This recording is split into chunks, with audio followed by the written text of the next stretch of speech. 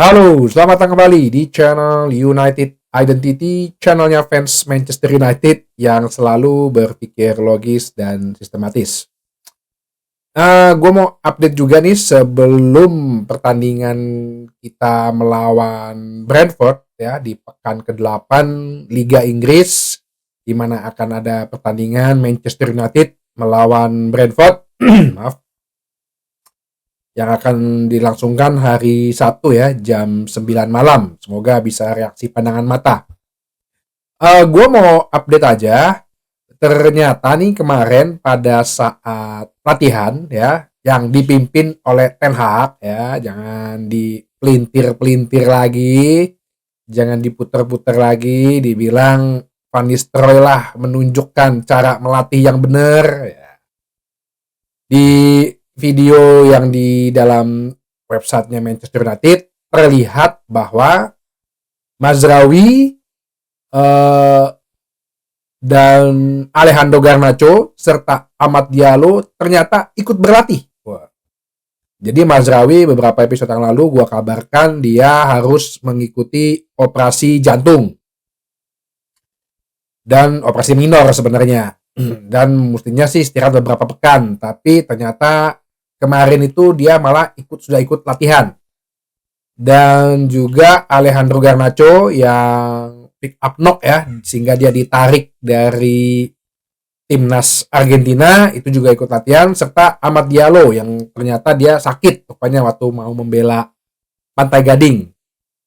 Nah, dengan 3 ini kembali berarti ya mungkin kedalaman squad kita lebih dalam ya, agak lebih terselamatkan lah setelah Luke Shaw sama Malaysia katanya juga belum bisa balik, walaupun dalam video itu Malaysia pun terlihat sedang berlatih juga. Udah gitu Duh, maaf nih. Udah gitu terlihat juga bahwa terdengar kabar juga bahwa kayak Leny Yoro terus ya Luke Shaw itu belum bisa dipastikan untuk turun. Nah, jadi kalau dilihat sebenarnya Ten Hag bisa membanyak pilihan juga, khususnya di lini belakang ya. Tapi apakah Mazraoui yang baru operasi jantung minor itu berani diturunkan? Ya gua rasa sih mungkin enggak ya. Jadi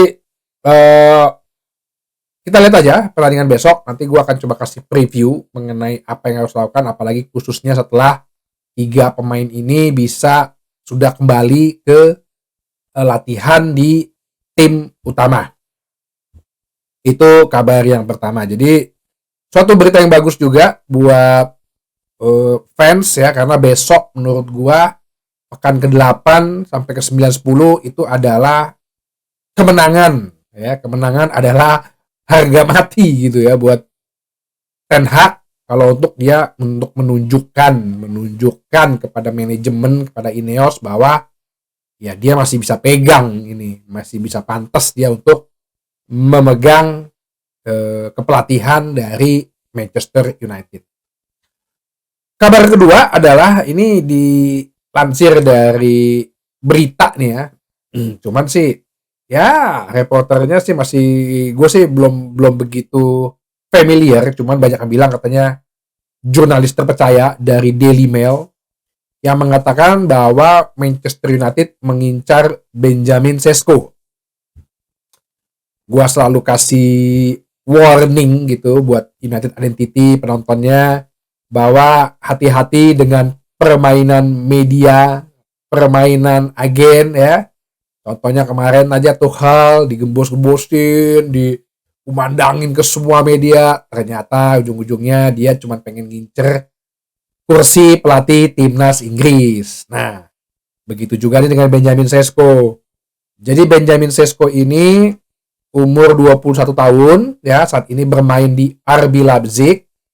Waktu musim lalu, di akhir musim lalu pada saat pertandingan melawan Crystal Palace yang kita kalah 0-4, agennya sempat ada terlihat di situ yang dikatakan bahwa sepertinya pengen menawarkan Benjamin Sesko ke Manchester United, tapi ujung-ujungnya kayaknya sekali lagi kan, mainan media, mainan agen, nggak ada tanggapan dari Manchester United. Terus dia menawarkan ke Arsenal yang dikabarkan sudah negosiasi tapi nggak jadi, bilangnya dia katanya memperpanjang kontrak, akhirnya memperpanjang kontrak di RB Leipzig. Ya itu kan bahasa medianya ya padahal sih pasti intinya ya harga nggak cocok, mungkin Arsenal merasa kemahalan dan juga mungkin agen fee-nya terlalu besar ya, faktor-faktor itu kan yang selalu dipertimbangkan gitu oleh manajemen sepak bola. Ya sama lah kalau main FM juga kan berapa kali bolak-balik negosiasi. Cuma kalau nggak cocok ya udah lo withdrawal gitu loh di offernya. Nah, jadi dia kembali akhirnya ke RB Leipzig. Terus dia perpanjang kontrak. Nah, sekarang didengung-dengungkan lagi nih, apalagi RB Leipzig sekarang juga lagi naik performanya di Bundesliga, nilainya sama nih dengan Bayern Munchen. Apakah kita memerlukan Benjamin Sesko? Pertanyaan gue kan kita udah ada striker Højlund sama Zirkzee, yang dimana kalau secara fisik hampir sama ya, tinggi, punya kecepatan, number 9, murni striker. Tapi kalau secara profil pemain memang lebih mirip sedikit ke Højlund ya, mirip ke Højlund.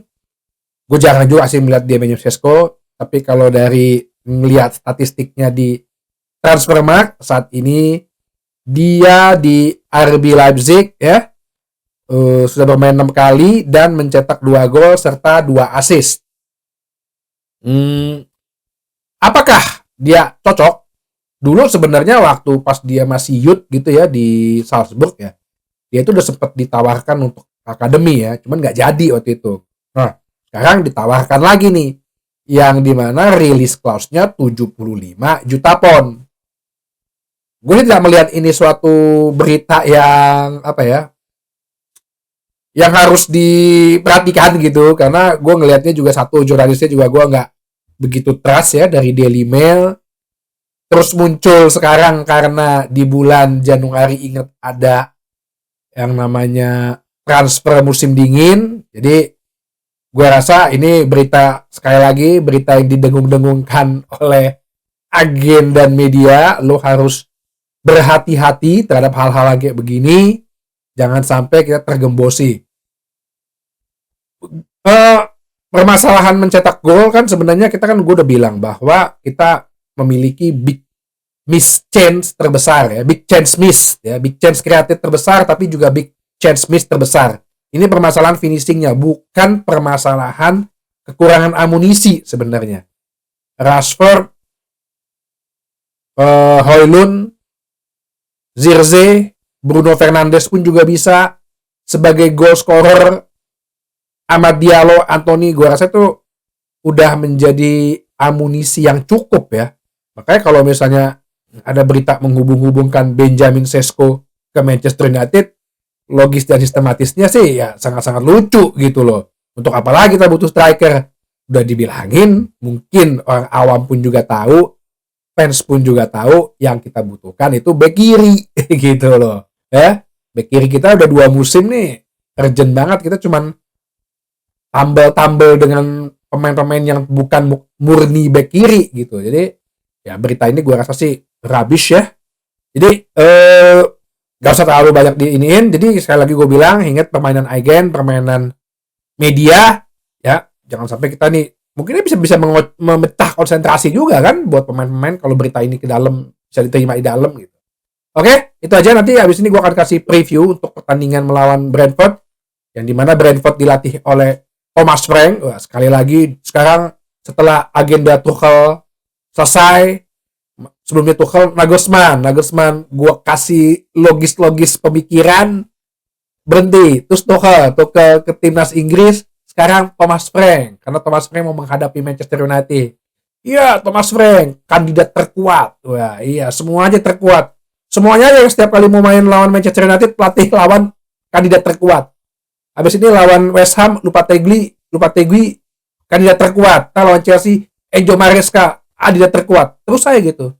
Sekali lagi, permainan media. Hati-hati dan tetaplah berpikir logis dan sistematis. Caranya gimana? Ya mulailah menonton United Identity. Gue kadang-kadang juga suka bingung juga sih. Makanya akun-akun fanbase itu kalau beritanya cuman cat pelatih gitu ya. Atau enggak kalau enggak ngampilin video Mason Greenwood itu aja. Kayak kemarin gue ngeliat ada satu akun gitu ya.